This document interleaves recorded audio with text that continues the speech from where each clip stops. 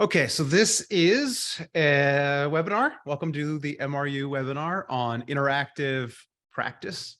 That's me down here in the corner, Matt Hill. I'm the curriculum designer here at MRU. Thank you for coming. Let's see here.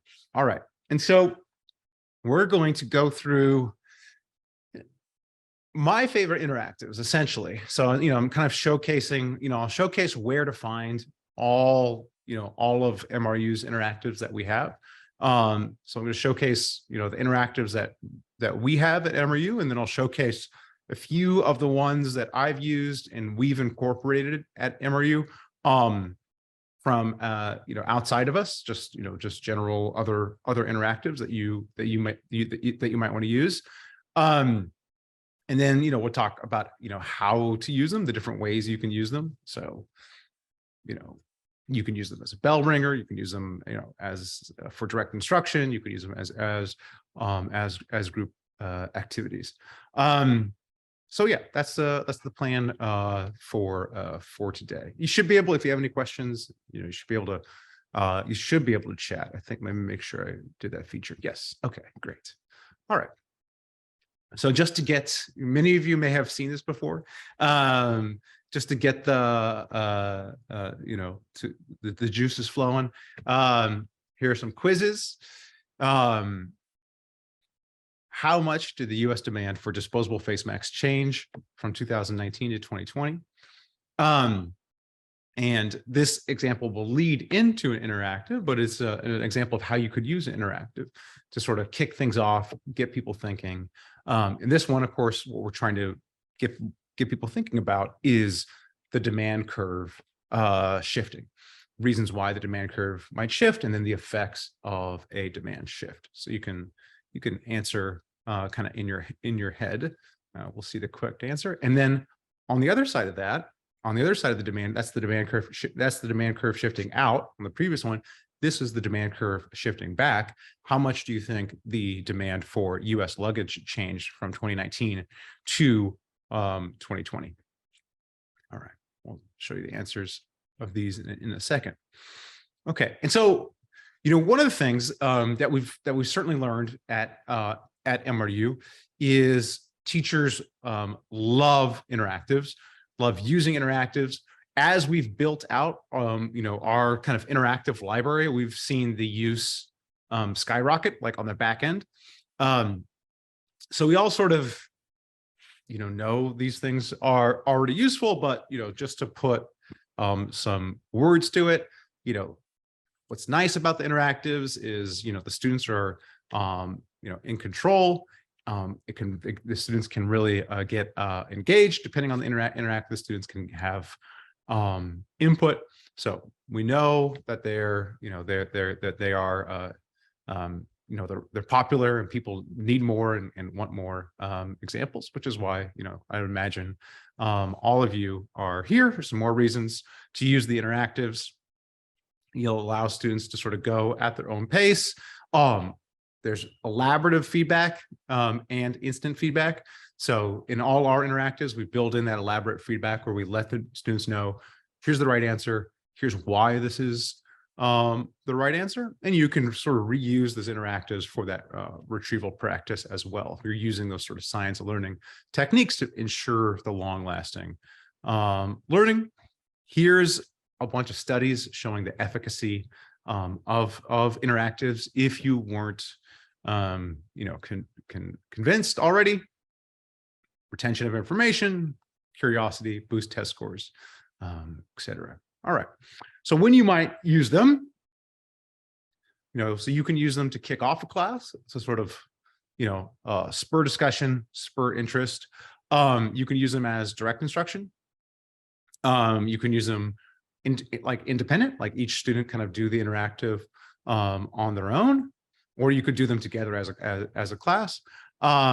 You can have students use them in groups, or you can assign them independently. So really, basically, any way you might teach, there's a way that you could incorporate an interactive. So back to our bell ringer interactive. This is from this particular trend guessing game that we have. Let me go to the link. And let me also put the link in the chat. And so you all can play along, and I'll give you a chance to play along. So, this is an example of using interactive as a bell ringer, where we have a series of these storylines where students can plot different trends. So, for instance, here we could plot. I'm just gonna show you how this works. You just click on the screen to plot this line, and then you can adjust, up or down. And then the black dot is correct. So it'll give you one correct dot. And then if you'd like a hint, there's a little hint over here too. And then if you submit, it'll give you the score. I don't want to submit because I don't want to show you the answer. So why doesn't everyone try this out? You have the link there in the chat. So I'll let you try this one out. And then there's there's the following one, and you could put your score in the chat when you're done. So give you a minute or two to just try out this particular interactive for yourself. Anybody else? Any other final scores? Oh, 83% overall. Okay. 90% on round 2, but 83% overall. Just see. I'll submit now to see. Do the luggage one. Yes.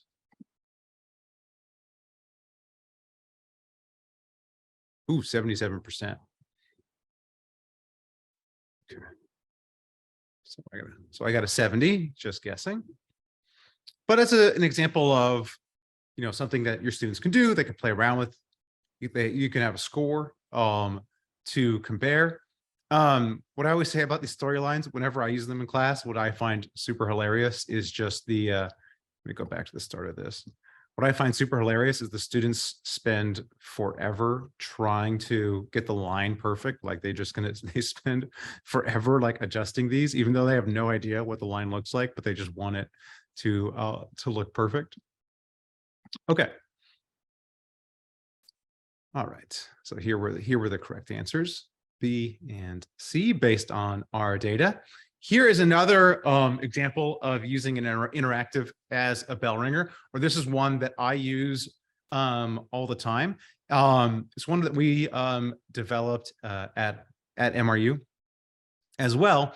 And it's part of our trade unit plan. So it's in the trade unit plan, but it doesn't necessarily have to be used in the trade unit plan. And let me show you how it works.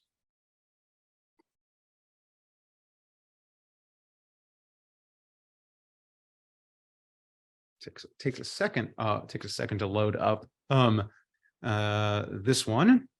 So you can join here.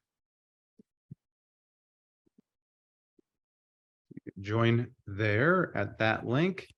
And then the game pin is given there on screen as 2189. So you should be able to join either. Okay, there we go. Some people are here.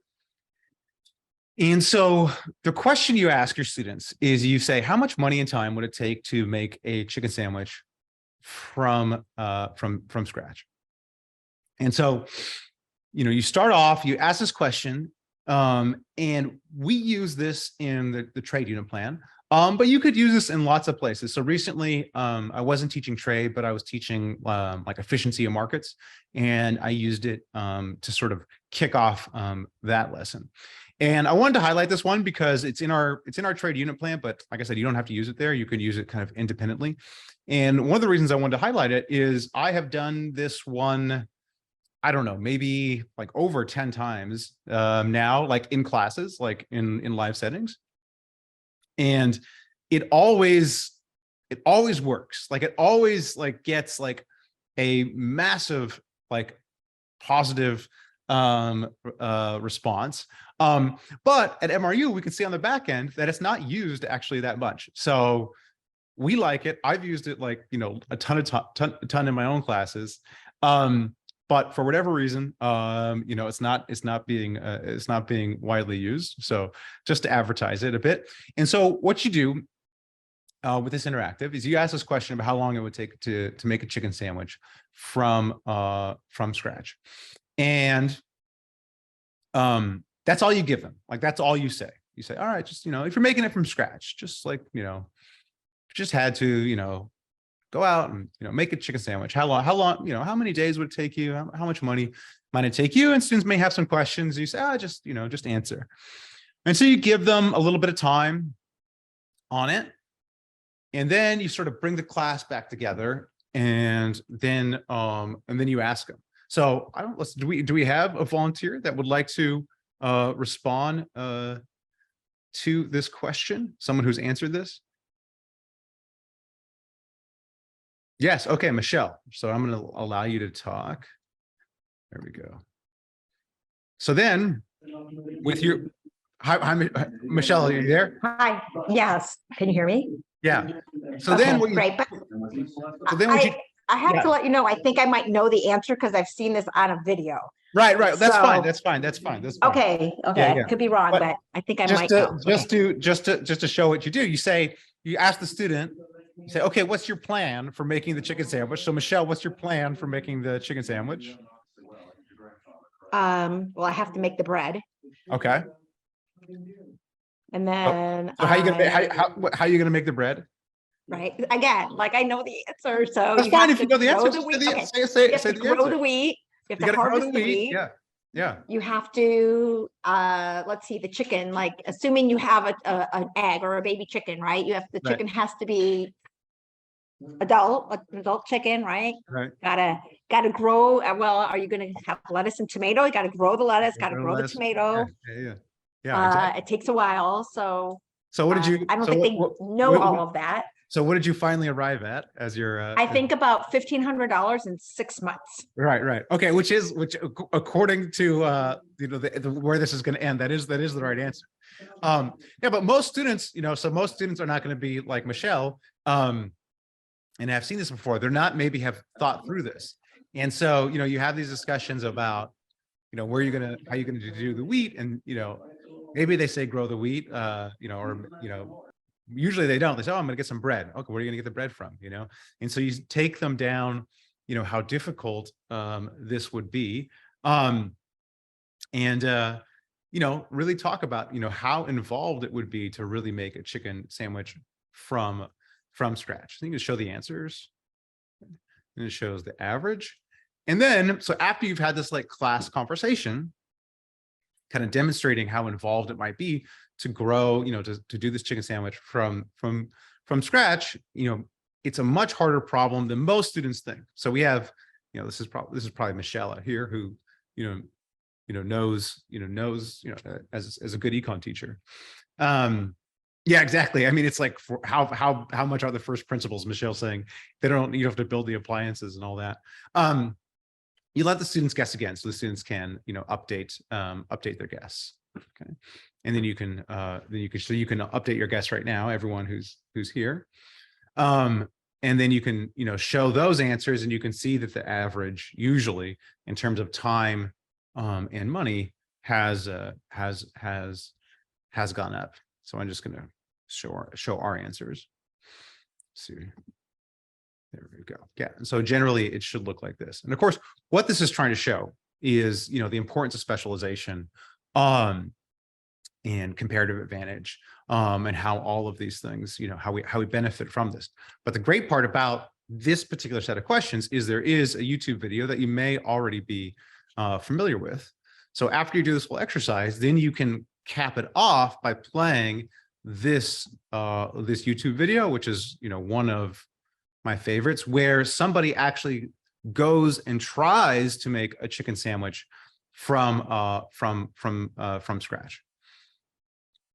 And so this person basically goes and tries to grow the wheat, and your students will point out that, oh, he cheats here, he cheats there, like I forget the times he cheats, but he like, he gets milk from a cow. He didn't actually like, grow the cow himself. And so, you can end this activity with this video. And it's a real nice way to to end this particular interactive. He does actually kill the chicken towards the end. I usually skip that part because sometimes the students are disturbed by the killing of a chicken. And so just, you can sort of see where it is. It says commit murder. So you could just sort of skip ahead, over that part. Because, the point of the video is just to show how involved it is to make a chicken sandwich. So, or you can show it if your students are like, sometimes when students are like, no, let's watch the whole thing. But the best part about it is the end of the video. He eats the sandwich. It's not bad, And but it's not bad. yeah, and it, like the sandwich is just okay. So like I said, this always works great every time I've done it, because you have this nice interactive where the students are guessing. You have a nice class discussion about how you're gonna make this sandwich. They get to guess again. Then you play this video, and the video at the end where he like, you see him make this sandwich, you go through the whole process with him. And then the sandwich is just like a marginal sandwich. It's like a mediocre sandwich. Huge laugh every time. So like I said, I've done this like whatever, over 10 times. So it's just a great, it's a great way to think about if you're introducing the topic of specialization, gains from trade, total surplus. You could use it in a variety of settings. Okay. Other ways that you can use interactives is you could use some videos. So we have lots of our MRU videos at Edpuzzle. And so you could, if you wanted to use this interactivity with the videos, you could use those that way. I wanted to highlight those. Or you can use them for yourself if you're just like trying to, learn the material on your own to prep for, whatever you're teaching, which I do all the time. So, if I have to teach a topic I haven't taught in a while, it's always got to go back and like, look at the material to make sure I know what's going on. So by the way, you'll get the slides for this. So if you're wondering, you don't have enough time to write down the links, you'll get the slides, which will have all these links in it, in addition to the PD certificate. So you'll get an email from me sometime in the next couple days, which will have all of this information in there. Okay, so if you're interested in our interactive videos, we have them all mapped to the CE standards. They're all on Edpuzzle. We also have them mapped to the AP standards. And so you can use these interactive videos for direct instruction, bell ringer, or you can sign them as homework. Okay, now let's go to like our main library of interactives at MRU. They're all here. This style of interactive where you move demand curves, and we have other ones where it's sort of like guessing games. And so so they're all here at practice.mru.org. So I'm sure I'm imagine most people in this seminar have gone here before. But I'm going to give you just a few minutes right now to kind of explore this page, play whatever one looks interesting to you. And then, so I'll give you like maybe 4 minutes, maybe 5 minutes, and then we'll sort of come back and, play whatever one you want to like, use whatever one you'd like. And we'll do some feedback where you can say, okay, I played this one, this is what I think. Or you could say, oh, it'd be nice to have a price floors. You can give whatever feedback you'd like. But these are all our interactive practices that we have at the moment. So I'll give you about 5 minutes to just sort of play around here and poke around and see what you can find. Okay. All right, so I get some feedback in the chat. Chris and Jason want some macro style models with a PPF model as well. Now, Joanne wrote to me Joanne, you can set your chat setting to everyone, but she wrote to me this about the consumer and producer surplus and using it with price floors and price ceiling. So I can't say the next two interactives that will come out is a price ceiling one, then a price floor one. Michelle wants some personal finance, some interactives with the long run adjustment process. Stephanie, can you clarify? Do you mean talking about like long run perfectly competitive markets or long run in sense of, okay, yeah. So at some point the firm is also on deck. Okay. So Tom did the two inflation ones. Any feedback on those, Tom? For those of you that have used the interactives in the class, would anybody like to share how they use them or how they found using them, how the best way to use these? I can say that, the way I usually use them is that, I typically will use these in class. So I will use these like after I've taught the subject, and I'll have the students doing them, on their phone or their laptop. And because I teach at the college level, so the students, all have phones. I just walk around and, like make sure they're doing them and sort of, answer questions. And then I will always have like, what I usually do is I have some of our like MRU like stickers. So we have, these are like our invisible hand stickers. These are some of our inflation stickers, equilibrium sticker. Anyways, so I'll walk around with these like econ stickers and, like I'll watch them doing it. And, if someone gets like a high score, like a 9 or 10, I'll give them a sticker. So that's how I typically will use these. Yeah,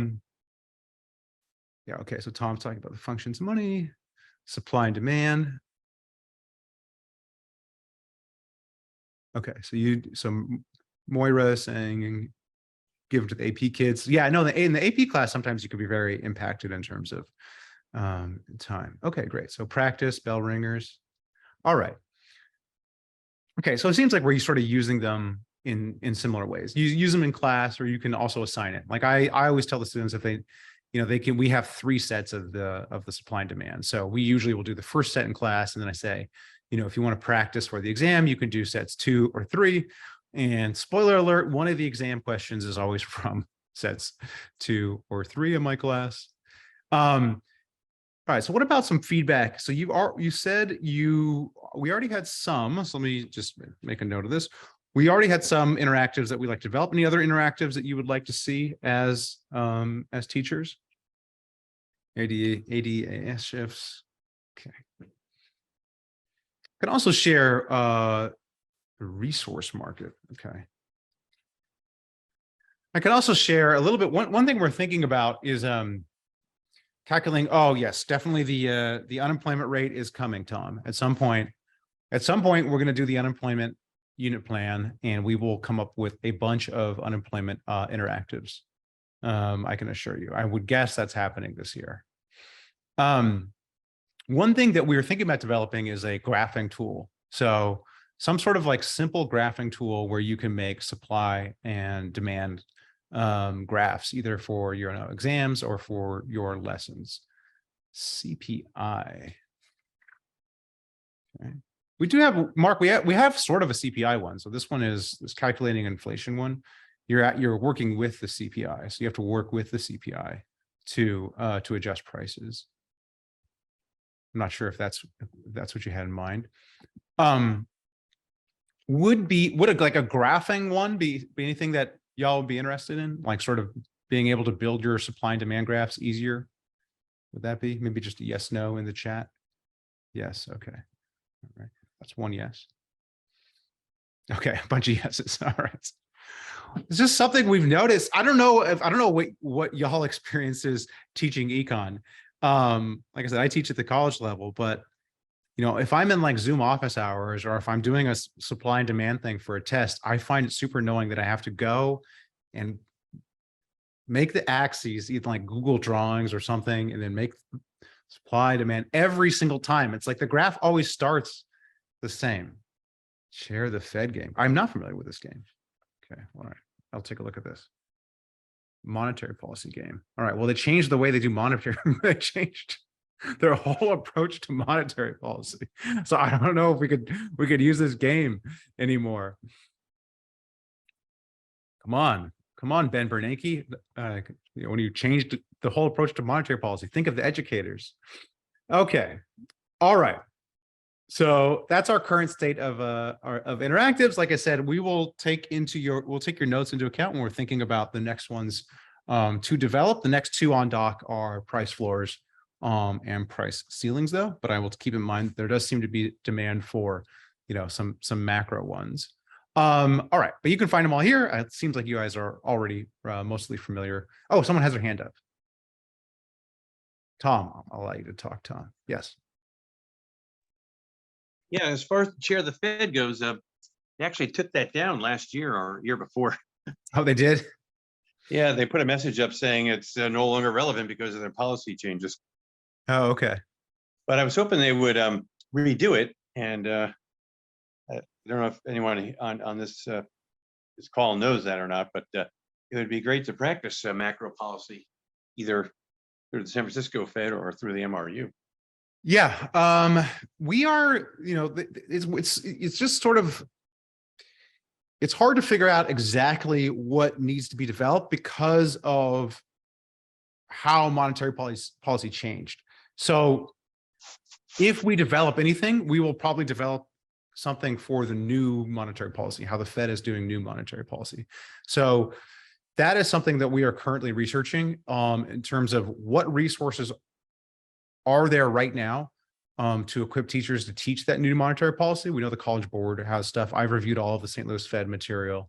We're just trying to see if there's a demand for, you know, resources to teach the new monetary policy and, you know, interactives to go along with it. So that's something that we're definitely looking at because I know it is, you know, a lot was asked of AP macro teachers, you know, to adopt this, you know, new material. And then, you know, so we're trying to see if everyone has enough with a new framework. Okay.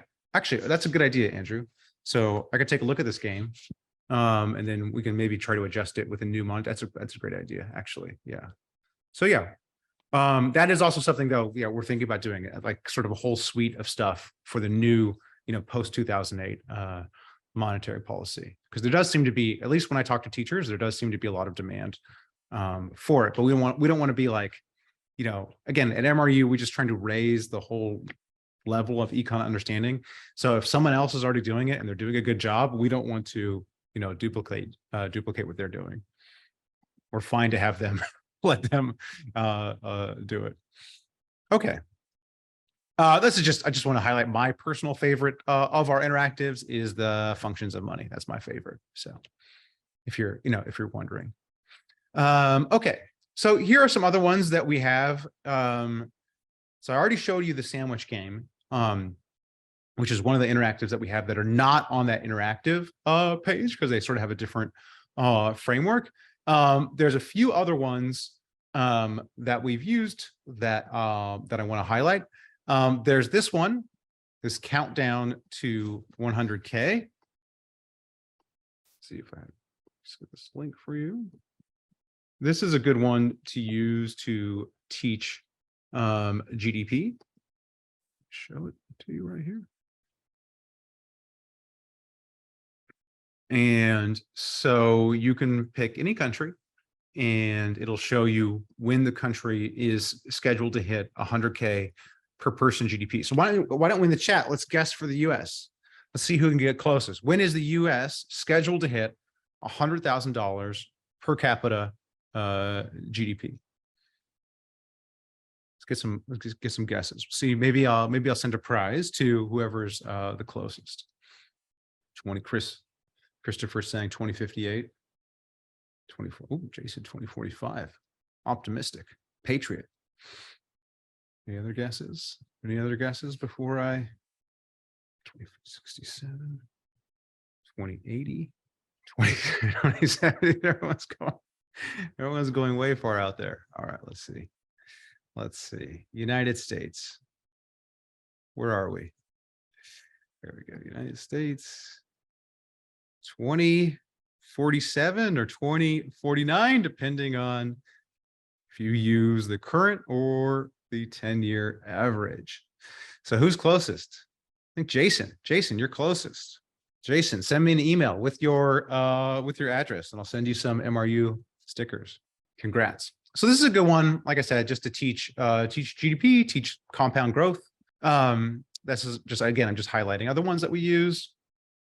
We have a worksheet that goes with it, where students can, pick different countries and fill it out. So you could use this as homework. You could use this as a kind of in-class activity or in-class group activity.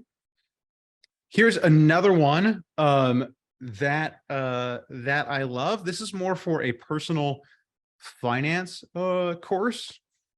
Let me put the link in the chat. This is one that we found at MRU recently. So this is not one that we made. Does this work? Hopefully that will work. But what this is, or what you can do with it is, it doesn't have every state, but it has a lot of states. And so you can go, let's go to Texas. You can go to Texas. You can go to a different colleges. They have a bunch of colleges. I don't know. Let's go to, let's just keep it at the University of Texas, Austin. You could look at the degree level. So let's do just a bachelor's, that's fine. And you can basically compare the average earnings for different majors. Okay. History majors here, we can add psychology majors here, engineering majors. Okay. And this is data from the IRS. So this is like really high quality data for students that went to these schools. And so I think what we're looking at here is, on average, how much did people who majored in this, how much did they make, one right after graduating, 5 years after graduating, 10 years after graduating. And you can filter this by, this is the sort of the bottom of the distribution or the 25th percentile. It's more towards the top of the distribution. Here we are at the middle of the distribution. So sorry, the median, not the average. And so I don't know, I always use this. I personally use this just on the first day of class at college.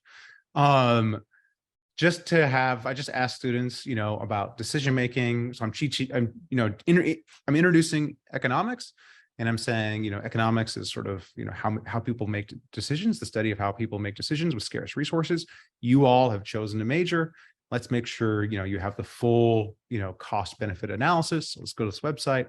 Let's find, the benefits of majoring in certain majors versus other ones. So I have them all look up, an equivalent, because we don't have the university I teach at, but an equivalent university, and have them all look it up and say, okay, is this more or less than you thought? Are you surprised by this information? And so, again, we incorporate this particular tool in our economic globalization and unit plan. So if this unit plan, thinking about having students think about, jobs in a changing world of globalization and automation and AI. And so that's where we use this at MRU.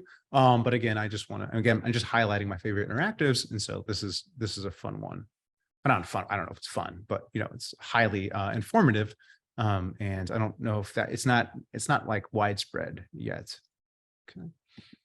All right. So you can use it as you see fit.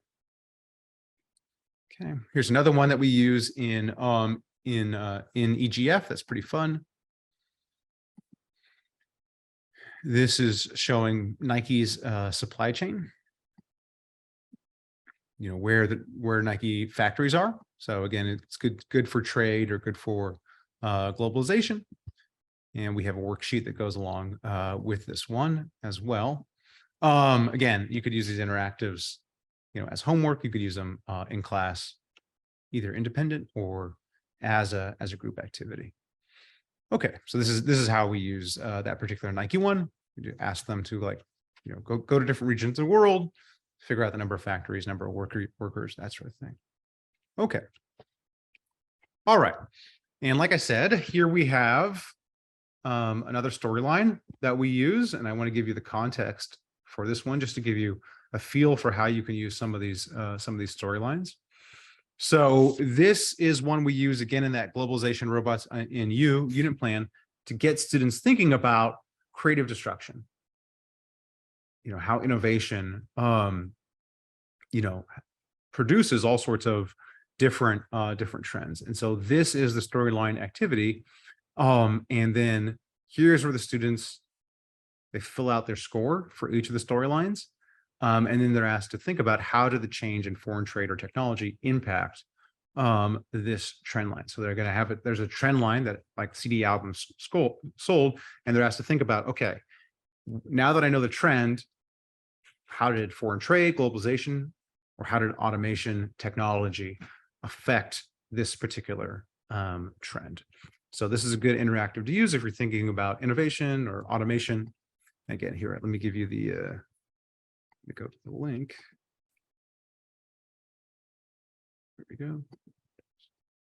And so you're given, with this one, you're given a series of these storyline activities. So actually, I'll give you guys a few minutes to play with this one on your own, just to see if anybody can get a super high score. So go ahead and play the storyline, and then drop your score in the chat. And then again, maybe I'll send a sticker pack to the highest score. So you'll do 6 of them. You'll get a score at the very end. So I'll send a sticker pack to the highest score that I see. Okay. Finish up if you haven't already. You can submit your score. So far, Stephanie, the only score. Winner by default so far. A little more time.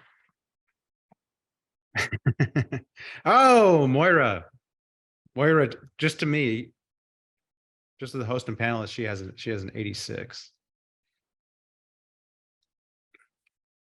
So looks, Moira, make sure you have the chat set to everyone, so everyone can see your 86. Because we're on the honor system here. All right, so it looks like Moira has the highest at 86. So there we go. All right. So I think that's going to be the highest, 86 overall. So you can send me an email at matt@mru.org, Moira, with your address. So 147.